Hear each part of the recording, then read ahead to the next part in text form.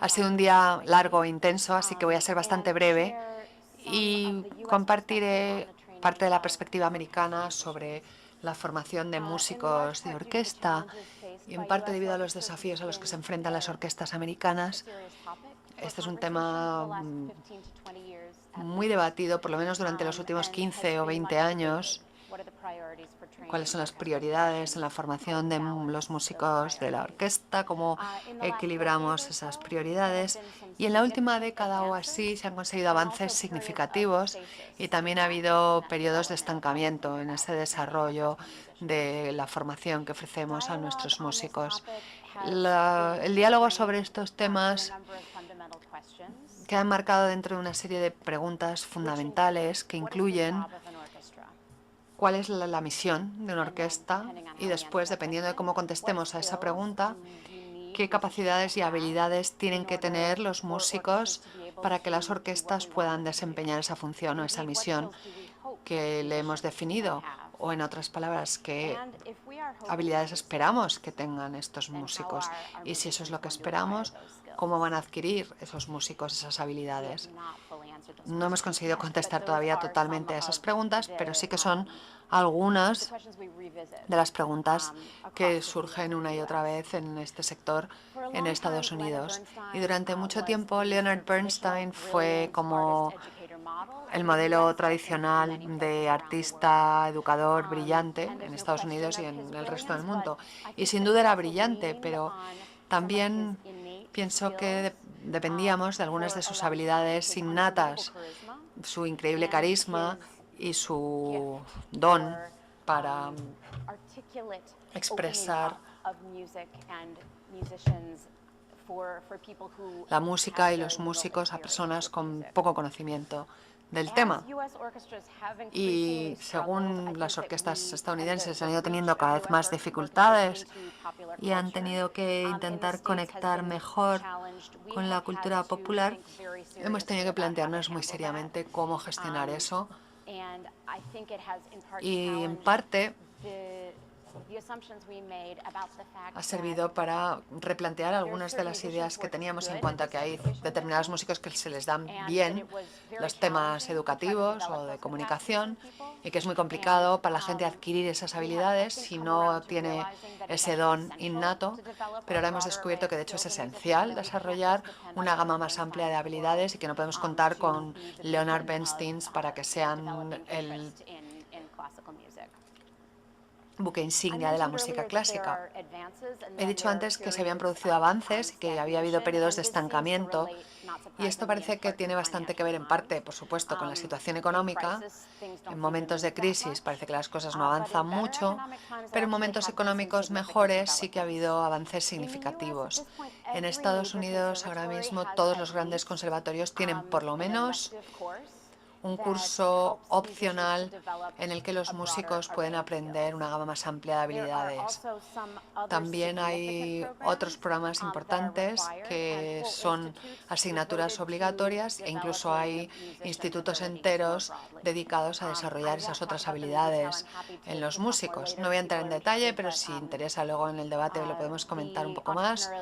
Pero, por ejemplo, está el programa de empresariado musical, que es un programa muy interesante que ofrece servicios a estudiantes tanto de grado como de posgrado, exalumnos, y trabaja para ayudar a los músicos a sentirse más cómodos en un contexto educativo, en el trabajo social, y se centra mucho en las habilidades empresariales y en el desarrollo del liderazgo. El Eastman Institute of Musical Leadership lleva mucho tiempo funcionando y sigue siendo un recurso importante para los músicos. El programa Academy, que es un programa del Carnegie Hall en colaboración con el Juilliard School, es un programa de posgrado para jóvenes músicos a los que les interese desarrollar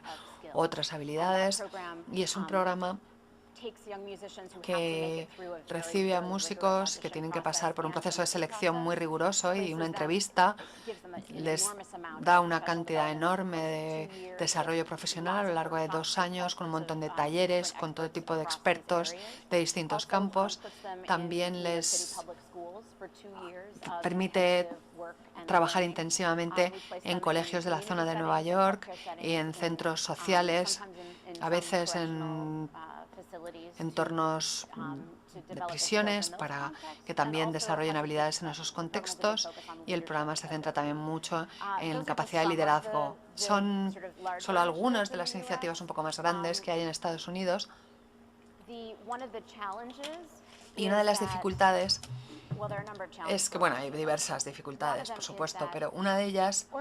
es que las orquestas no suelen estar dispuestas a cambiar la forma en la que organizan los castings, las selecciones. Digamos que una orquesta está comprometida a llevar a cabo una labor social o educativa, pero al mismo tiempo, claro, quieren tener los músicos del máximo nivel. Y en la gran mayoría de los casos, ahora mismo, la selección se basa puramente en la habilidad musical, en el dominio del instrumento. Y digamos que yo dirijo un conservatorio y que voy a priorizar el desarrollo de la capacidad musical de los jóvenes hasta que llegue el día que las orquestas empiecen a considerar otras cosas en sus procesos de selección. Y ese es uno de los cuellos de botella del sistema. Hasta que el proceso de selección no cambie, los conservatorios no van a priorizar estas otras capacidades, y a las orquestas les interesan estas otras capacidades, pero tampoco están dispuestas a aceptar músicos de menor calidad porque sean buenos comunicadores o educadores, etcétera. Yo creo que con el tiempo esto cambiará, pero seguimos estando ahí de momento. Otro obstáculo importante para las orquestas, en mi opinión, pensando en estos programas de desarrollo de liderazgo y de capacidades educativas, etcétera, es que muchos de los jóvenes con más talento que pasan por esos programas no quieren tocar en una orquesta porque están muy implicados en esta gama más amplia de actividades. Quizás quieran interpretar música de cámara y tocar en una orquesta, pero a lo mejor también les apasiona la idea de realizar trabajo social de algún tipo y quieren tener la oportunidad de realizar ese tipo de trabajo, y no ven en muchos casos que en las orquestas vayan a poder desempeñar esa parte de su labor, o donde realmente puedan desarrollar una carrera en esas otras áreas. Y este es un problema para las orquestas, porque cuando los músicos jóvenes de mucho talento desarrollan estas otras habilidades, queremos atraerles a las orquestas para que las orquestas puedan utilizar todos esos talentos y esas habilidades. Otra cosa que ha pasado últimamente en Estados Unidos es que, digamos, desde mediados de los 70,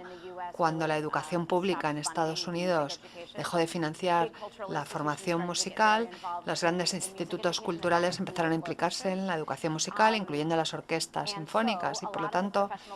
gran parte del desarrollo profesional o de la formación continua de los músicos profesionales se centraba en escuela primaria y secundaria y en cómo los músicos de las orquestas podían dar formación musical básica a escolares. Recientemente, ese interés ha cambiado y va más allá de ese contexto de educación obligatoria y se centra más en habilidades de liderazgo, empresariales, y simplemente es algo a recalcar porque no es necesariamente algo negativo, pero merece la pena recalcarlo. Y en mi opinión, el más fuerte de estos otros modelos alternativos de formación no es ese programa en el que se separa la capacidad musical de todo lo demás. Suelen ser programas que encuentran maneras de integrar la parte de la interpretación musical junto con el desarrollo de una visión artística personal que puede implicar apasionarse por otra área de trabajo adicional, etcétera. Yo creo que cuanto mejor podamos integrar todo y desarrollar al músico más completo, mejor serán nuestros sistemas. Carnegie Hall tiene un compromiso importante para el desarrollo profesional de los músicos, y quisiera mencionar solo un par de aspectos de ese trabajo, como trabajamos en distintos estilos y no solo música clásica, sino también en muchos otros estilos, de músicos de jazz, de hip hop, de músicos que básicamente se dedican a una carrera discográfica. Tenemos colaboraciones interesantes entre estos artistas que colaboran en distintos programas y que aprenden mucho unos de otros. Por daros un ejemplo, se suele pensar que es muy fácil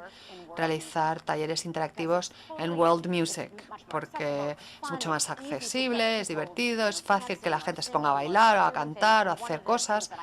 Y una de las cosas que me encantan de esta colaboración entre músicos de música clásica y de world music